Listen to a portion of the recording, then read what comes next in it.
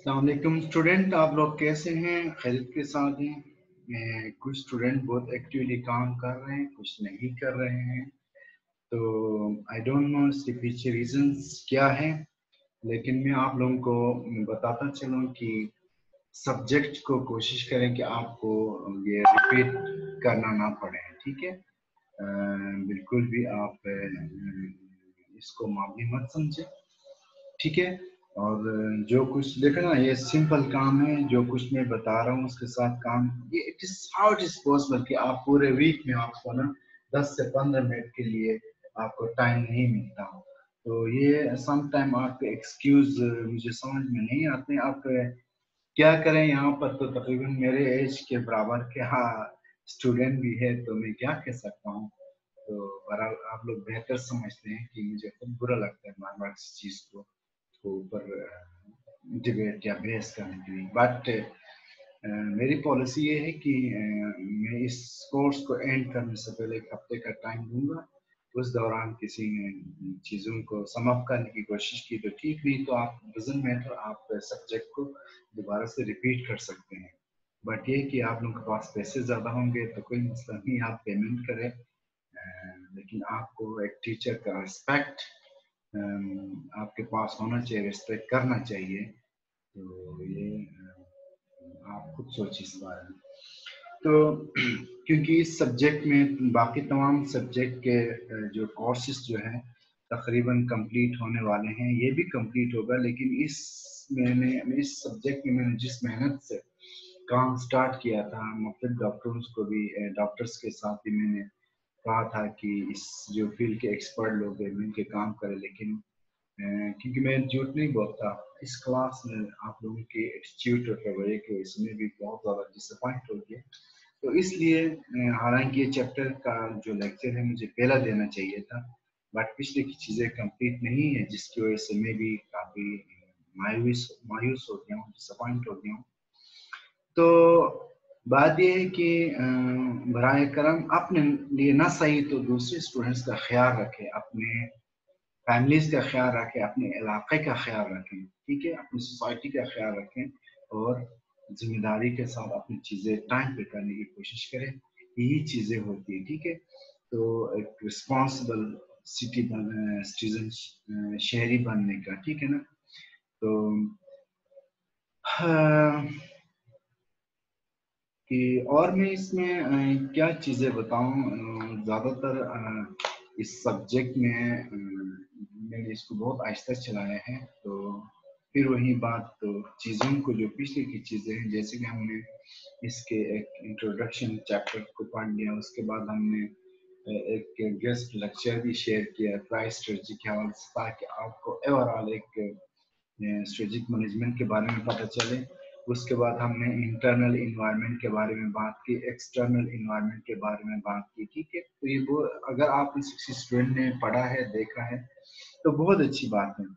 तो आपको strategic management इतना कोई मुश्किल चीज नहीं है, लेकिन इसमें होता है कि ये मुख्तलिफ चीजों का एक मिलाप है। ठीक है ना, कुछ कुछ चीजें प्रोसेस है ना, तो आप सब कंपोनेंट को सही तरह समझेंगे। जैसे आप कहेंगे कि सर ने हमें इंटरनल एक्सटर्नल इन्वायरमेंट क्यों पढ़ाया, क्योंकि स्ट्रेटेजिक मैनेजमेंट में इसका बड़ा किरदार होता है डिसीजन मेकिंग में, स्ट्रेटजीज बनाने में। ठीक है, तो ये फिर मिला के ये एक स्ट्रेटेजिक मैनेजमेंट बनता है।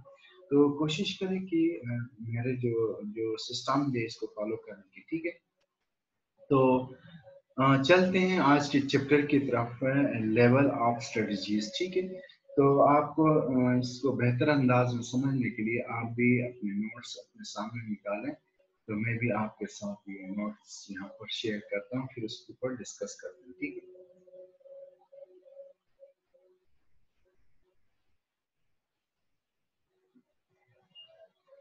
अब जैसे कि आप चैप्टर में इसका टॉपिक है लेवल ऑफ स्ट्रेटजीज। ठीक है, इसमें हम आज डिस्कस करेंगे बिजनेस लेवल स्ट्रेटजी। ठीक है, इसके 3 लेवल होते हैं। 3 लेवल यानी कि 3 लेवल में से मुराद आपने ये नहीं समझना है कि ये 3 लेवल्स में जाके कंप्लीट होगा। ये एक दूसरे से टोटली डिफरेंट है, डिफरेंट। ठीक है, जैसे एक लेवल हम बिजनेस लेवल पे एक स्ट्रेटजी बनाते हैं, ठीक है, जो कि आज हम डिस्कस करेंगे। एक होता है कॉर्पोरेट लेवल पे, ठीक है ना, उसका भी हम थोड़ा सा इंटरेस्ट लेंगे, और एक क्या होता है इंटरनेशनल लेवल पे आप एक स्ट्रेटजी बना लेते हैं, ठीक है। बेसिकली इन तीनों में इतना ज़्यादा डिफरेंस नहीं है, लेकिन उसमें दायरेकार, ठीक है, सिस्टम वही होता है, चीज़ें आपको मैकेनिज्म वही होता है, बट उसका दायरे इख्तियार डोमेन थोड़ा सा चेंज हो जाता है, ठीक है।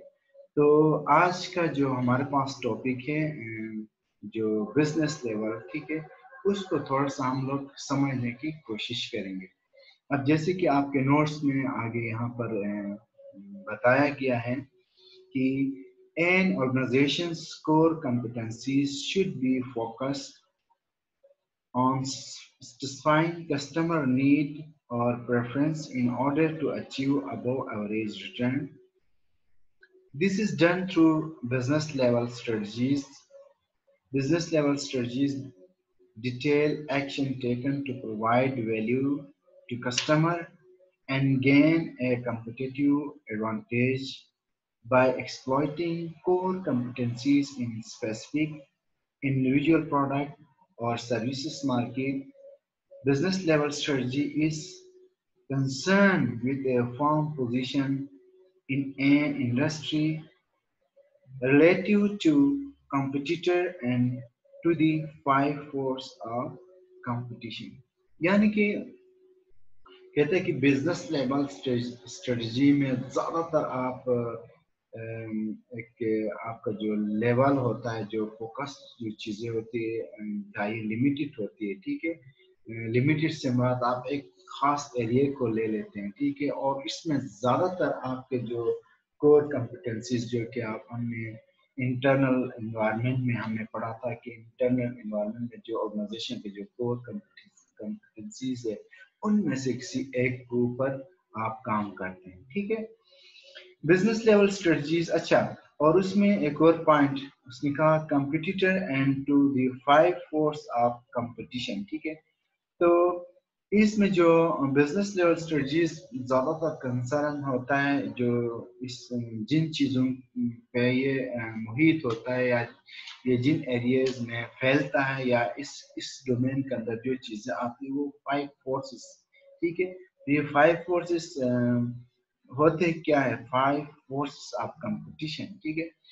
तो फाइव फोर्सेस ऑफ कंपटीशन यानी कि एक पांच फैक्टर्स, फाइव फैक्टर्स होते हैं जो कि आपको एक चीज को कायम रखने के लिए या बनाने के लिए या मेंटेन करने के लिए या चेंज करने के लिए आपको फोर्स कर रहे होते हैं, इन्फ्लुएंस कर रहे होते हैं।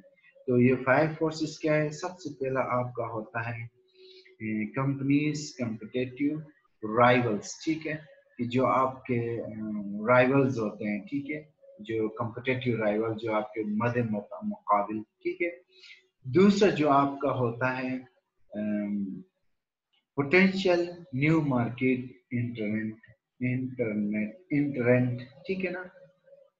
इंटरेंट से मुराद यानी कि वो फैक्टर्स, ठीक है ना, कि जो आपके मुकाबले में मार्केट में किसी भी वक्त उतर सकते हैं, ठीक है। न्यू कहते हैं ना chances of new business, okay, chances of doing new business in your area, ठीक है। थर्ड क्या होता है, सप्लायर। सप्लायर भी तो आपके इस फाइव फोर्सेस में आते हैं, बिकॉज सम टाइम वो आपको मजबूर कर रहे होते हैं कि एक खास प्राइस पे, ठीक है ना, आप उनसे रॉ मटेरियल परचेज करें। इसमें फोर्थ जो हमारे पास फोर्स होता है वो आपका कस्टमर होता है। समटाइम कस्टमर भी हमारे पर गालिब आता है, ठीक है, हमें मजबूर करता है कि अपने प्राइस को डाउन करें, ठीक है। और इसी तरह जो लास्ट में जो आपका है सब्स्टिट्यूट प्रोडक्ट, ठीक है।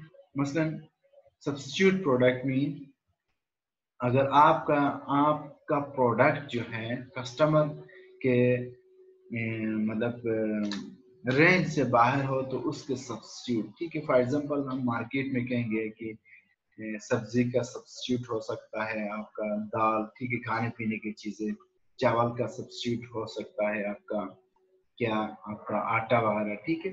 समझ गया ना। तो ये जो सब्स्टिट्यूट है, जो जिनका नेचर, जिनकी मैन्युफैक्चरिंग डिफरेंट होती है, बट एज ए सब्स्टिट्यूट इसको यूज किया जा सकता है। तो ये 5 फोर्सेस है, ठीक है। तो ये जो आप बिजनेस लेवल स्ट्रेटजी बनाते हैं तो उसमें ज्यादातर इन 5 फोर्सेस का अमल दखल ज्यादा हो, ठीक। अब business level strategies are a mechanism for a business to achieve a competitive advantages, ठीक है। सबसे पहली बात ये कह रहा है कि बिजनेस लेवल स्ट्रेटजीज एक खास किस्म का मैकेनिज्म होता है जिसके जरिए आप कॉम्पिटिटिव एडवांटेजेस हासिल करते हैं। अब यहाँ पर हर चीज एक इसमें टर्म इस्तेमाल हुआ है कि कॉम्पिटिटिव एडवांटेजेस क्या है, ठीक है। कॉम्पिटिटिव एडवांटेजेस को सिंपल वे में अगर हम बात करें कि आपके जो मदे मुकाबिल है, ठीक है ना, आप जो मार्केट में जो आपके सेम प्रोडक्ट है, ठीक है ना, जो सेम प्रोडक्ट में बिजनेस करते हैं उनके मुकाबले में आपके पास एक खास किस्म की सलाहियत जो कि वो मतलब नियर फ्यूचर में वो हासिल नहीं कर सकता, ठीक है। इसमें क्या हो सकता है, मसलन आपका कोई फिजिकल आपकी जो क्या कहें इंफ्रास्ट्रक्चर हो सकता है, टेक्नोलॉजी हो सकता है, या जो आपके जो ह्यूमन रिसोर्स एक्सपर्टीज हो सकते हैं, ठीक है। तो इसको हम दोबारा से देखते हैं। कहता है कि business level strategies are a mechanism for a business to achieve a competitive advantage. यानी कि बिजनेस लेवल स्ट्रेटजी कैसा होता है कि जो एक ऐसा मैकेनिज्म होता है जो कि आप कॉम्पिटिटिव एडवांटेजेस को मतलब अचीव करने में आपकी मदद करता है, right. According to the business level strategies theory, there are two types of competitive advantages that an organization must choose between.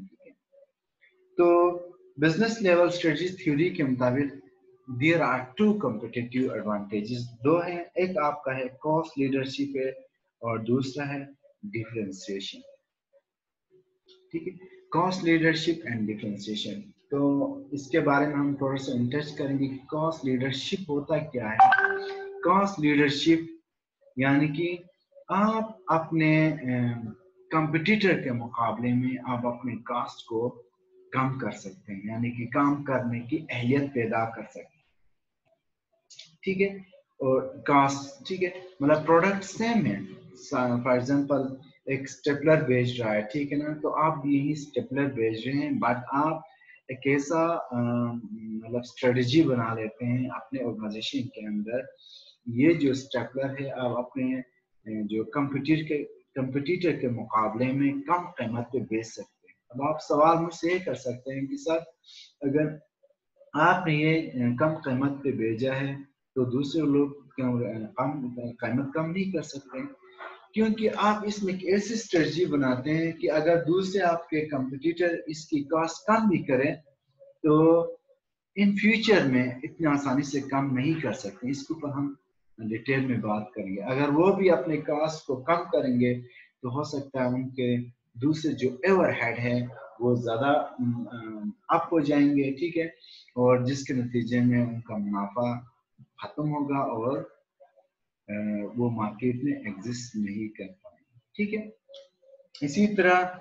दूसरा जो आपका जो है डायमेंशन ऑफ कॉम्पिटिटिव एडवांटेजेस में डिफरेंशिएशन यानी कि आप अपने प्रोडक्ट के किसी उसमें है ना खास करेक्टरिस्टिक्स में फीचर में एक ऐसा नया फीचर आप अडॉप्ट करते हैं, ठीक है ना, कि आप दूसरों के मुकाबले में आपका जो प्रोडक्ट होता है वो डिफरेंशिएट होता है, ठीक है ना, क्वालिटी के लिहाज से कि किसी फीचर के लिहाज से उस, या फिर उसकी हम ये कह सकते हैं कि ड्यूरेबिलिटी के लिहाज से, ठीक है।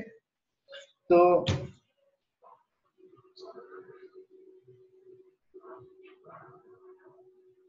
जैसे कि आपके नोट्स में भी बताया गया कि ensuring your cost less than your competitors, ठीक है, जैसे कि यहाँ पर आपके नोट्स में भी लिखा गया है, ठीक है। तो डिफरेंशिएशन क्या है? Ensuring you are different from your competitor, जिसमें आप श्योरिटी देते हैं कि you are totally different from your, quality के लिहाज से, ठीक है ना, फीचर्स के लिहाज से, या उसके यूसेज के हिसाब से, या उसकी आफ्टर सेल सर्विसेज के हिसाब से, ठीक है, बहुत सारी चीजें आ सकती है. So there are also two type of competitive score. Then an organization must choose between. फिर जो जो एडवांटेजेस जो ऊपर जो है उसके फर्दर दो स्कोप है, जिसमें से आपका ब्रॉड मार्केट है और दूसरा नैरो मार्केट है. तो जो कॉस्ट लीडरशिप है या डिफरेंशिएशन स्ट्रेटजी है, या आप एक ब्रॉड लेवल पे कर सकते हैं या एक नैरो मार्केट, ठीक है. तो ब्रॉड इन नैरो मार्केट क्या है? सर्विंग ए डाइवर्स मार्केट, ठीक है ना. आप मुख्तलिफ डाइवर्स मार्केट में आप ये चीज ये अपना स्ट्रेटजी अपना सकते हैं. दूसरा, फोकसिंग ऑन द निश मार्केट. निश मार्केट यानी कि इसका क्या, ये भी एक नया टर्म है. निश मार्केट से मुराद यानी कि सबसेट ऑफ दैट प्रोडक्ट, ठीक है, या दैट बिजनेस. यानी कि आप डाइवर्स मार्केट में नहीं, ये खास किसी प्रोडक्ट के किसी खास कंपोनेंट सेगमेंट को आप एड्रेस कर रहे होते हैं, ठीक है. अब होता क्या है, note that no one generic strategy is better than another.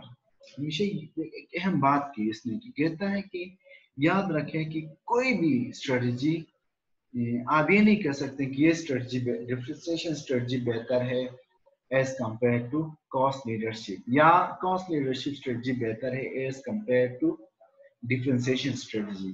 कहता है कि हर स्ट्रेटजी क्या होता है, अपनी जगह उसकी अहमियत होती है, but it depend upon your organisation, कि आपके ऑर्गेनाइजेशन के इंटरनल और एक्सटर्नल फैक्टर्स क्या है. यानी कि आपका जो एक्सटर्नल यानी कंपटीटर किस किस किस हद तक ताकतवर है, किस लेवल पे है वो, ठीक है ना. कॉस्ट के मुकाबले में कम आपके साथ मुकाबला कर सकता है या डिफरेंशिएशन के लिहाज से, ठीक है. इसी तरह आपके जो इंटरनल जो कॉम्पिटेंसीज है, ठीक है ना, आपके वीकनेस एंड स्ट्रेंथ्स है, वो किस हद तक कौन स्ट्रेटजीज को ज्यादा कौन स्ट्रेटजी के लिए ज्यादा सूटेबल है, ठीक है.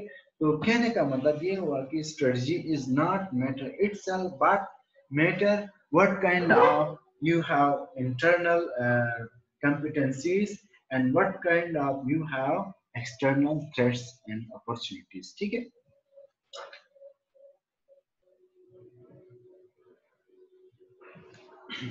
यहाँ जो 5.1.1 में थोड़ा सा मैंने एक चीज समझाने की कोशिश. अब हमने ऊपर जितनी चीजें हैं वहां पे हमने बिजनेस लेवल स्ट्रेटजी को समझने की कोशिश की, ठीक है, कि बिजनेस लेवल स्ट्रेटजी क्या होता है, इसमें हम किन चीजों को ज्यादा फोकस करते हैं और किन एरियाज में उसका किस हद तक, ठीक है.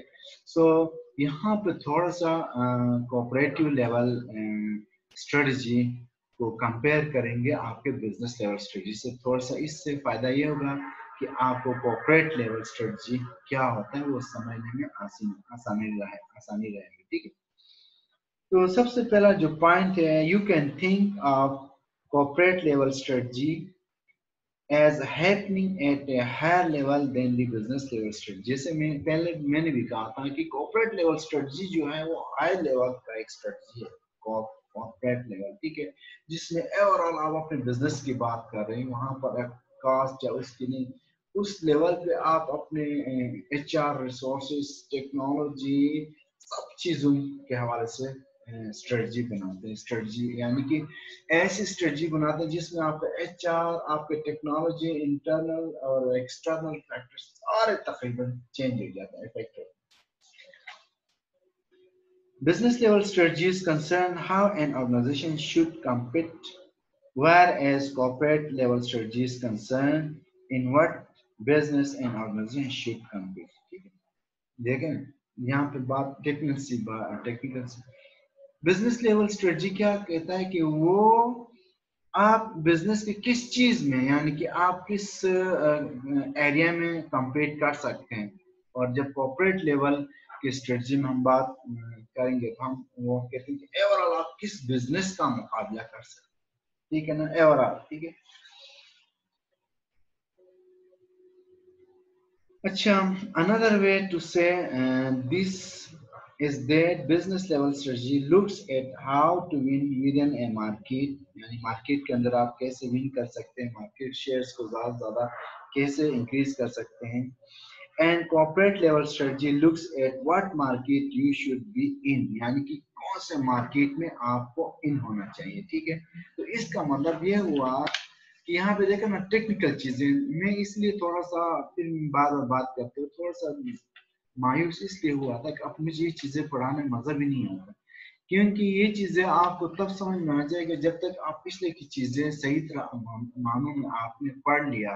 ठीक है, क्योंकि ये टेक्निकल लैंग्वेज होता है, इसमें टेक्निकल वर्ड्स होते हैं, तो जब तक आप पिछले की चीजों को नहीं पढ़ेंगे तो ये समझना बहुत मुश्किल होता है. एनी तो बात हो रही थी कि कहता है कि another way to say this is that business level strategy look at how to win within a market, यानी कि कहता है कि you are in a business already and you are doing some activities to win that market, और you want to doing some activities to increase the market share. Okay, अब market share increase करने का क्या मतलब है, अगर मैं आपसे पूछूंगा तो हो सकता है आप ये कहेंगे जैसे स्टॉक एक्सचेंज शेयर्स होते हैं. ठीक है, तो इसके ऊपर मैं बात करता हूँ, totally different from that concept. Okay, and corporate level strategy look at what market you should be in, यानी कि you are going to start a new business. Okay, in corporate level strategy में. ठीक है, आप एक नए business में totally in होना चाहते हैं. किस बिजनेस में, हम हालांकि बिजनेस लेवल पे you are in the same business, okay, you are in same product, but you are using some characteristics, some feature of that product, or maybe sometime you are changing the price of that product, right? But in corporate level strategy, you are thinking to enter in a totally new market.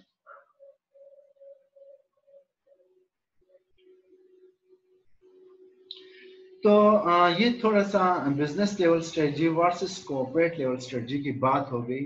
तो यहाँ पर एक दो चीजें points जो मैंने आपको बताना था, जो मैंने आपको बात की कि मार्केट शेयर, यानी कि मार्केट शेयर से मुराद for example you are doing some business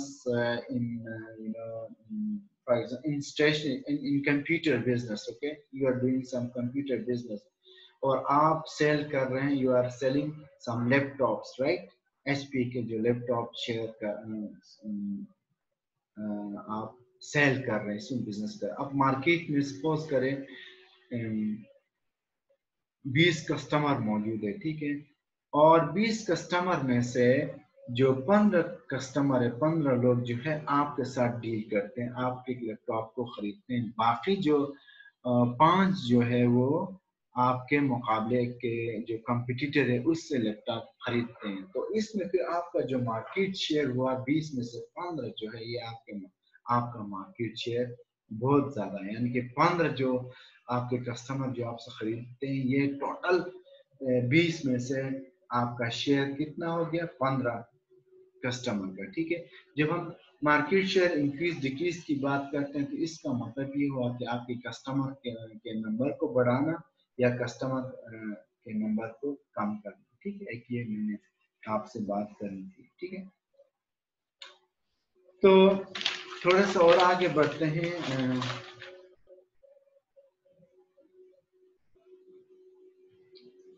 इसको थोड़ा सा डिटेल में हम पढ़ेंगे कि कॉस्ट लीडरशिप स्ट्रेटजी, थोड़ा सा आप ध्यान दे दें, ये बहुत अहम चीज है.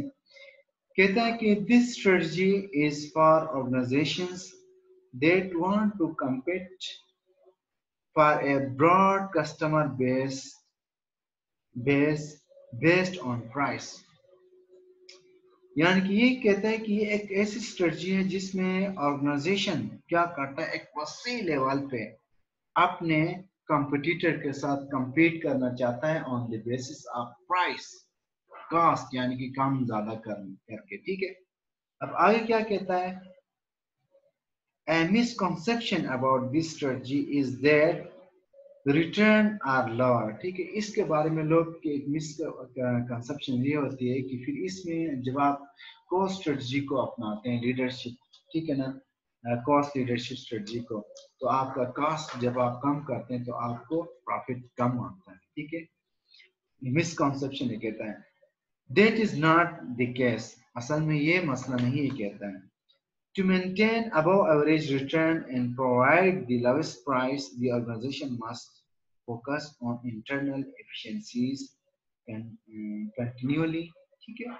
उसके बाद common mechanism to drive down cost include establishing rigid cost control, building state-of-the-art facilities to produce at scale at a low cost। अब यहाँ पर इसने एक अहम बात की है, ठीक है। बात तो सही कहता है कि ये जो मिसकॉन्सेप्शन पाया जाता है, लेकिन ये जो इतना सही भी नहीं है कि, बट जब आप कॉस्ट लीडरशिप स्ट्रेटजी बनाते हैं तो चुपके से आप अपने प्राइस को कम नहीं कर सकते हैं, ठीक है ना। अगर आप करेंगे तो फिर लॉन्ग टर्म में आपको ज्यादा नुकसान होगा। तो इसके अंदर भी सोच विचार से करना पड़ता है कि आप क्या कहता है। सबसे पहले establishing a rigid cost control, ठीक है। You need to focus on each and everything to control the cost, फिर जाके आपका एक चीज कम हो सकती है, यानी कि गैर जरूरी अखराजात पे काबू करना, और जहां पर एक एक्स्ट्रा एक छुट्टी हो रही है, ठीक है ना, उस पे काबू पाना। आप कहते हैं कि आप इस तरह का ऐसा मैकेनिज्म डेवलप करें कि आप का जो है ना कॉस्ट पे कंट्रोल बेहतर तरीके से हो, ठीक है। जैसे कि सप्लाई चेन के हवाले से मैं आपको बताऊं, एक कॉन्सेप्ट है ना, इस सप्लाई चेन मैनेजमेंट की जब हम बात करते हैं इसका ज्यादा रोल आता है। इसमें यह होता है कि आप एक रॉ मटेरियल एक सप्लायर से खरीदते हैं, तो उस रॉ मटेरियल के ऊपर जो भी प्रोसेस होते हैं, मुख्तलिफ एक्टिविटीज काम कर रही होती है ना। मसलन if you are in doing some business in regarding furniture, right? Furniture market में मैन्युफैक्चरिंग कर रहे हैं, ठीक है। तो उसमें आपका रॉ मटेरियल है चेयर, सॉरी लकड़ी, वुड। अब वो एक लकड़ी आता है तो आपको पता है, तो आप जो फर्नीचर सोफे बनाते हैं, टेबल बनाते हैं, चेयर्स बनाते हैं, रेक्स बनाते हैं, ऐसे तो नहीं बनते ना। नहीं, चीजें उसके ऊपर डिजाइनर्स का काम होता है, कलर का काम होता है, कटिंग का काम होता है, राइट, पॉलिशिंग का काम होता है, ठीक है। और इसके अलावा उसकी कॉस्ट कैलकुलेशन होती है, तो ये सारी चीजें रॉ मटेरियल की क्वालिटी को देखा जाए तो आपको ईच एंड आपके वेंडर्स को कंट्रोल किया जाता है। तो आपको एक बेहतरीन निजाम बनाना पड़ेगा जिसके जरिए आप अपने कॉस्ट को प्रॉपर तरीके से कंट्रोल कर सकते हैं, ठीक है। तो तब जाके आपकी ये स्ट्रेटजी कामयाब हो सकती है, ठीक है। अब इसमें क्या कहता है कि ये जो 5.2.1 डिफेंसिव प्रॉपर्टीज, ठीक है। सबसे पहले कहता है कि cost leadership can help defend your business again porters 5 forces, ठीक है। पोर्टर 5 फोर्सेस जैसे कि हमने इसके शुरू में भी कहीं पे पढ़ा था कि 5 फोर्सेस ऑफ कंपटीशन, ठीक है, दोनों सेम है, ठीक है। जैसे कि हमने एक उसमें हमने पढ़ा था कि राइवल, ठीक है ना। उसके बाद दूसरा आपका जो सप्लायर्स, बायर्स है, न्यू इंट्रेंट है, देन सब्स्टिट्यूट है। अब इनको हम वन बाय वन डिस्कस करेंगे। Cost leadership can help defend your business again porter 5 forces, ठीक है ना। कि आप ये जो कॉस्ट लीडरशिप स्ट्रेटजी होती है बेसिकली अब आपको 5 जो मार्केट फोर्स है उनके मुकाबले में आपको तैयार करती है। तो सबसे पहला आपके पास क्या है, राइवलरी, ठीक है। इसमें क्या है, कॉस्ट लीडरशिप मीन यानी कि आपके मुतारिफ जो ग्रुप है, ठीक है, आपके मुकाबले के, cost leadership mean you can still make a profit, मुकाबले का, ठीक है ना, कि मैंने बात की है, ठीक है। कहता है कि cost leadership means you can still make a profit even after your competitor have competed away their profit। ये अच्छी बात की, देखो समझ में कि कॉस्ट लीडरशिप में आपका एक ऐसा मैकेनिज्म है कि आप अपने कॉस्ट को इतना कम करते हैं, ठीक है ना। तो कम करने से होता क्या है कि आपका जो कंपटीटर है वो 2 और 3 महीने बाद वो नुकसान में चला जाता है, लेकिन इवन इस टाइम भी आप प्रॉफिट में जा रहे होते हैं सबसे पहले, ठीक है। दूसरा आपका है सप्लायर, ठीक है। सप्लायर में क्या है, कॉस्ट लीडर कैन ऑब्जर्व, बर्दाश्त कर सकता है, ठीक है। Bigger cost increase before those cost need to be passed on, ठीक है। यानी कि इवन सप्लायर जब आपने जो नॉर्मल कॉस्ट से बढ़ के वो बिगर कॉस्ट, ज्यादा कॉस्ट में आपको रॉ मटेरियल देता है, तो फिर भी आप अपने प्रोडक्ट को एक नॉर्मल प्राइस पे बेचने की अहलियत रख सकते हैं, ठीक है। लेकिन इसके मुकाबले में आप दूसरा जो आपका कंपटीटर है, अगर उसको सप्लायर रॉ मटेरियल इंतहाई हाई कीमत में देगा तो जाहिर बात है उसका कॉस्ट बढ़ जाएगा, फिर आपके मुकाबले में नहीं रहेगा। दूसरा है बायर्स, देखो ये एक इम्पोर्टेंट टेक्निकल चीज, इसको भी देखें। कहता है कि in a competitive market powerful customer can force, ठीक है ना, बायर्स यहाँ पर, ठीक है। कहता है कि in a competitive market powerful customer can force you to sell product at a lower and lower price. देखो कितनी मजे की बात की। कहते हैं कि मुकाबले वाले मार्केट में, यानी कि मुकाबले वाले मार्केट में मसलन if I am going to sell for example this stapler, right, ठीक है। अगर मैं जहाँ ये स्टेपलर जिस जगह सेल कर रहा हूँ वहां पर 10 और बंदे इस स्टेपलर को सेल कर रहे हैं ना, तो आगे से जो आपके कस्टमर क्या होते हैं वो हमारे पर हावी होते हैं कि आप में अगर आपने प्राइस कम नहीं की तो मैं ए से खरीदूंगा, ए से नहीं तो बी से, बी से नहीं, तो वो उनका पावर उनके पास होता है आपको प्राइस को कंट्रोल करने के लिए, ठीक है। तो इसलिए कहते हैं कि कंपिटिटिव इन्वायरमेंट में जहां पर मुकाबले का रुझान ज्यादा हो तो वहां पर क्या होता है, कस्टमर के पास वो ताकतवर होते हैं, पावरफुल होते हैं, प्राइस के लिहाज से प्राइस को वो कंट्रोल कर सकते हैं, ठीक है। In a competitive market powerful customer can force, ठीक है, पावरफुल हो गए ना, आपको फोर्स कर सकते हैं कम कीमत पे, ठीक है ना, force you to sell product at a lower and lower price. इसके ऊपर मैंने बात की। कहते हैं कि however this can force your competitor to exist the market। देखते हैं और मजे की बात, यही स्टेटमेंट की बात आती है, ठीक है ना, कि आपको फोर्स करते हैं कम से कम कीमत पे। चलो ठीक है, आपने ये 25 रुपए का बिकता है, सॉरी 100 रुपए का बिक रहा है, ठीक है। तो आपके ऊपर इसके ऊपर इनिशियल जो कॉस्ट आती है वो आपके पास कितने हैं, 20 रुपए। मिस्टर बी के पास आती है कितने, 50 रुपए। मिस्टर सी के पास आती है कितने, 80 रुपए। और इसी तरह डी के पास आती है कितने, 90 रुपए।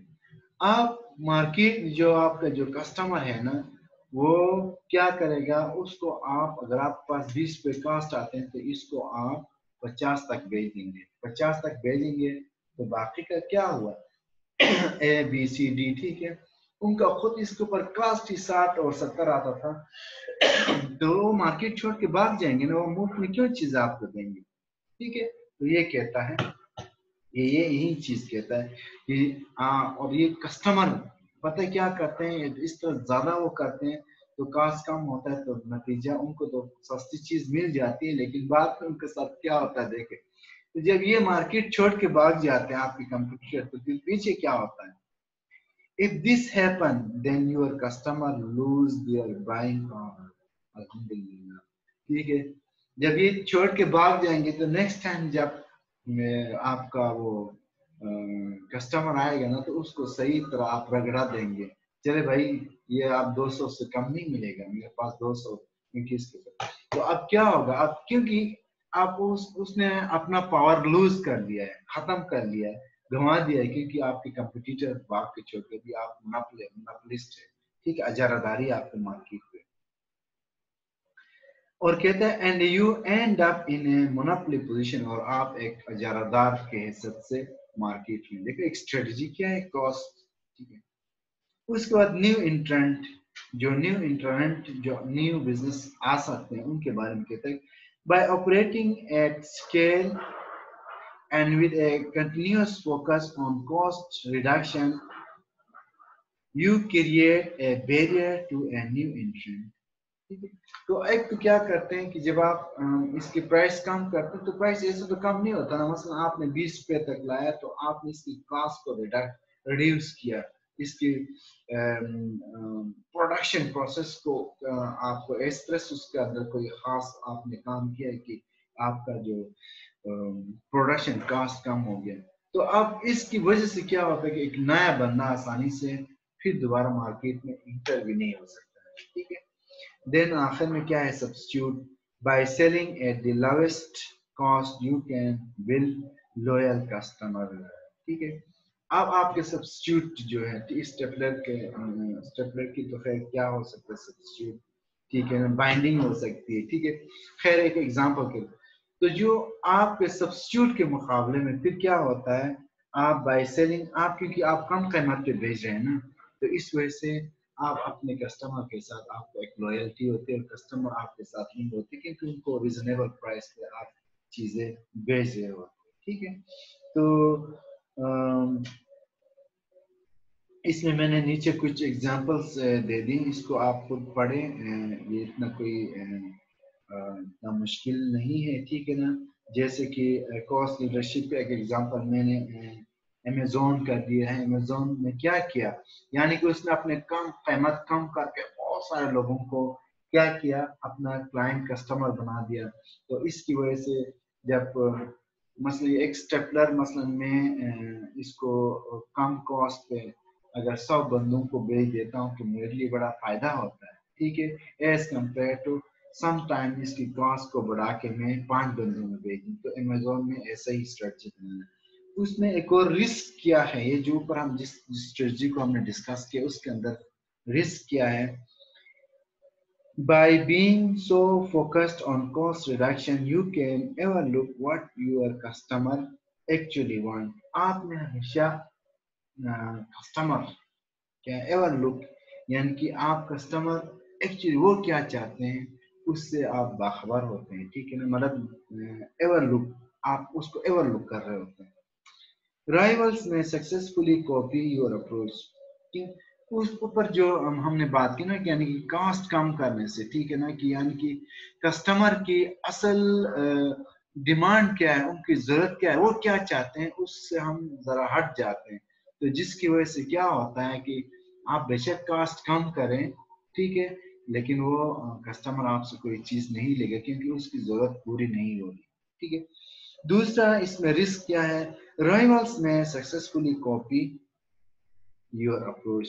ऐसी बात नहीं कि तुम ही, आप तो फने खान तो नहीं हो गए ना, तो आप भी तो इंसान हो सकता है, आपके राइवल्स जो आपके मुकाबले के लोग हैं, ठीक है, वो भी आपको कॉपी कर सकते हैं, वो भी तो उनके उनके पास ये स्ट्रेटजी वो भी अपना सकते हैं, ये भी खतरा है।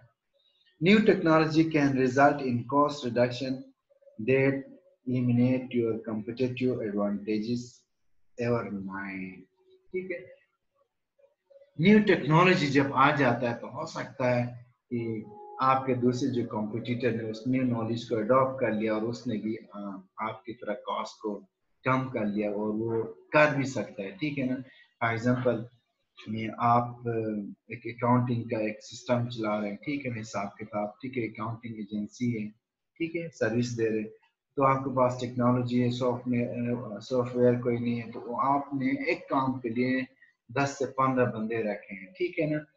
लेकिन जब टेक्नोलॉजी आती है, तो नई टेक्नोलॉजी आती है, तो आप एक ही वॉचर उधर अंदर फीड करते हैं तो कॉस्ट भी खुद निकालता है, ठीक है ना, और सब चीजें वो क्या कर लेता है, खुद से अपने तौर पर सारी चीजें ऑटोमेटिकली उसको मैनेज कर रहा होता है। तो यहाँ तक हमने काफी सारी चीजें पढ़ लिए, बाकी जो कुछ चीजें रहती हैं इंशाल्लाह हम नेक्स्ट क्लास में इसको हम देख लेंगे। तो ये जो चीजें आज तक के लिए काफी, इसको प्लीज पढ़ें और समझने की कोशिश करें क्योंकि ये टेक्निकल सब्जेक्ट है, और मुझे उम्मीद है कि आपको इस लेक्चर से फायदा हुआ होगा। Thank you very much.